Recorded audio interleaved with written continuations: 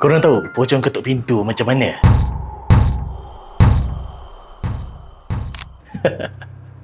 Jom dengar ni.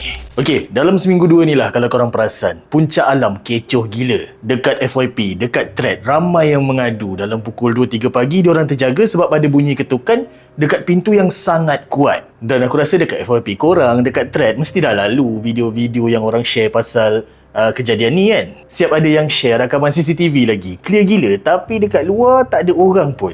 Hanya bunyi ketukan pintu. Macam-macam spekulasi lah aku baca. Ada yang kata sekarang musim orang tengah test ilmu. Dekat puncak alam tu kiranya yang mengamuk tu tak bertuan. Dan walaupun tak ada rakaman bentuk entiti yang mengganggu penduduk dekat puncak alam tu, diorang terus buat spekulasi yang kacau diorang adalah pocong. Dan sehingga saat ni pun aku rasa tak ada lagi rakaman yang jelas yang menunjukkan rupa entiti yang mengganggu penduduk puncak alam mahupun yang kata dah pergi sampai ke Kajang. Tapi kalau korang ada pengalaman sendiri yang korang alami berkaitan kejadian-kejadian misteri yang macam ni, cuba korang komen kat bawah ataupun korang send dekat aku kisah dan pengalaman yang korang sendiri alami tu. Dan sama ada benar gangguan-gangguan yang berlaku dekat puncak alam sekarang ni adalah berpunca daripada makhluk mistik ataupun sekadar prank yang dilakukan budak-budak nakal, korang nilailah sendiri.